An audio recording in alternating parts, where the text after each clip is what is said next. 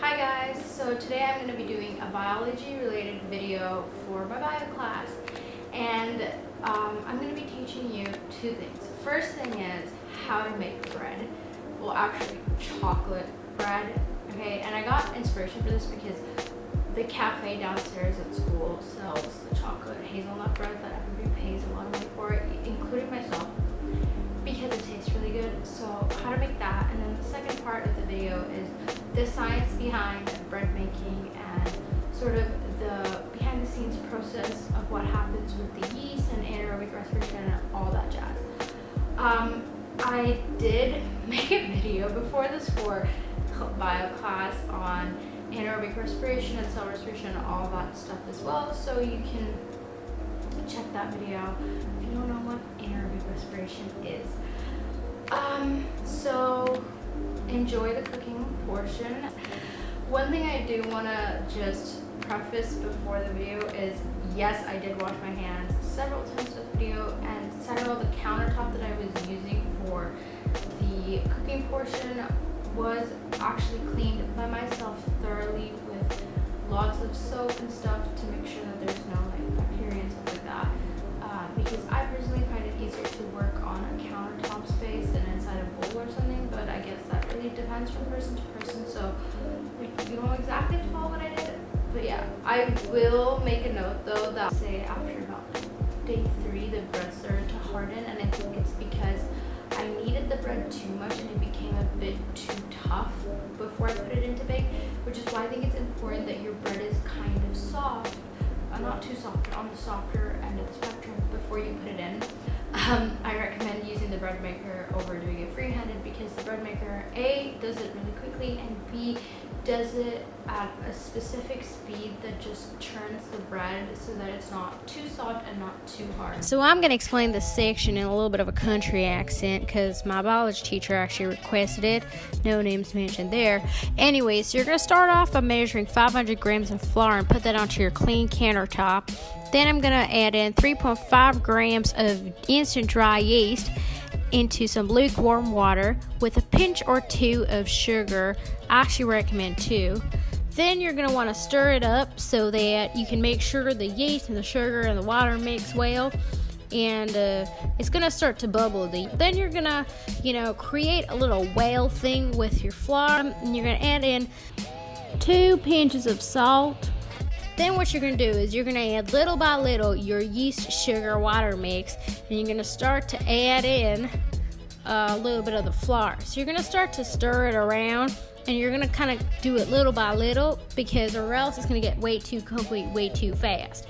And what you're going to get in the end is kind of this porridge consistency. If you've ever eaten porridge, God knows who the hell eats that stuff. Anyways, so you're going to then start to bring in the flour that's kind of on the outer corners inwards.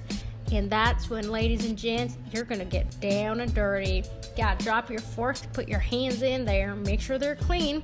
You're going to start by, first of all, mixing everything together. The reason you do this is because you don't want to waste a speck of flour, the proportions are there for a reason. Then what you're going to do once you have it together is you're going to start kneading it.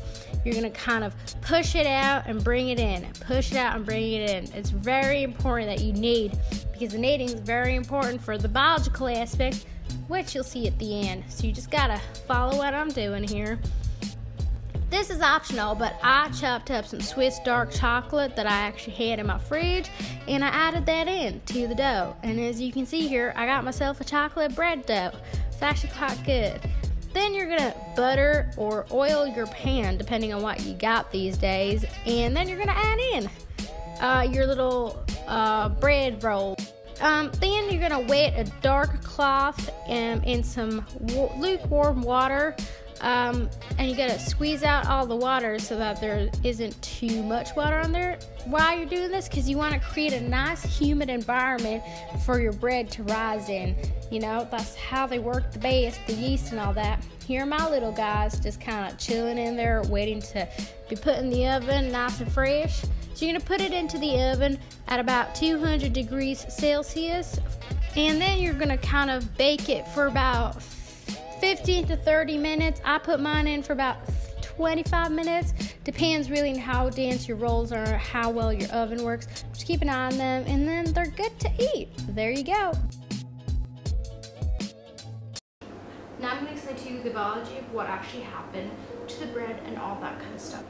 One thing that's really important to remember when you're baking is that do not make the water too hot, because then the yeast can die. And what I mean by that is when I'm putting the yeast into water, I am putting it into rather warm water, but I'm not putting it exactly into boiled water, because then the yeast will die, it won't be super activated. But you also don't want to put it into cold water, because then the yeast won't activate. So you have to put it in kind of like a lukewarm to more warm toned water. Another important thing is if your yeast is old, it's not going to bubble, which is why it's important that you have instant yeast that's relatively newer, or you know that it's new or hasn't been opened or exposed to air necessarily, because the yeast can get old, and what that's going to do is it's going to affect the fermentation process, which I'll get into later, and it's not going to actually activate to the fullest extent, which will hinder your bread making process, and it won't allow the bread to puff up and get as airy as it normally would. The starch, which actually is in the flour itself, gets absorbed by water, and then enzymes basically break down the starch. If you break down starch, you get sugars, and those sugars are what yeast feeds on, right? Because it's glucose that turns into carbon dioxide and ethanol. That's the equation, if you didn't know. And that glucose comes from the starch itself, which is why it's important that you have really good flour, and that's why we also add in a bit of sugar to help increase that process and to help increase that like alcohol production, ethanol production, so that the yeast actually like works well when it's actually in the oven baking, but also when it's rising up. A big question is, what is yeast? Yeast is a small organism, a microorganism that breaks down sugars like glucose into carbon dioxide and ethanol. And it's an anaerobic respiratory process, which I just explained to you. That process of it breaking it out and turning it into those byproducts is known as fermentation, and that fermentation process is what makes the bread making process as possible as it is. The reason why the kneading process has to happen in a way that, if you look in the video, in the beginning I'm just kind of chopping it together, but later in this part of the video where I'm like folding the bread over and over, because it allows the air to get trapped, and that is what's gonna kind of release when it's baking, and that's what's kind of gonna give rise to the bread. When you leave your dough to rise for an extended amount of time in the dark environment, that's when the carbon dioxide gets released from the yeast breaking down the sugars, and that release of carbon dioxide allows the dough to expand, because you're getting basically like these bubbles that are being trapped within, which is why it's important to let it rest so that the yeast can actually do its job and do its. So like I mentioned, you have the gas bubbles which are formed within the carbon dioxide, and when you bake the bread and actually put it in the oven and put it in high temperatures like 200 degrees Celsius, what that does is it releases these carbon dioxide pockets, or these gas pockets, which you can call it, and it allows the bread to rise when it is baking. The other thing is that the ethanol or the alcohol evaporates during at such high temperatures. That's why you don't get that alcohol taste, which you would have probably smelled earlier when the dough was actually rising by itself. The reason why it's beautiful to use gluten flour, it makes the bread less dense, and it allows more gas to leave, and once it's trapped. If too much gas gets trapped, it's going to make your dough really dense, and it's not going to probably taste as good, or it's going to go really rock solid hard later, which is why these kinds of little things are super important in the bread making process, which is why it's so easy to get it wrong, because of all the biology behind it. And it's honestly fascinating, because you might just go to the store and buy a loaf of bread. I know that I did that, but you don't actually think about like how much thought has to go into it, because these little things like the amount of yeast you add in, the temperature of the water, how long you leave it for, the way you knead it, these kinds of little things actually can shift the biological aspect of the bread making process, which is why being in quarantine and everybody making bread all of a sudden is a great way for us to appreciate the little things around us, but also to appreciate the biology behind really cool microorganisms like yeast.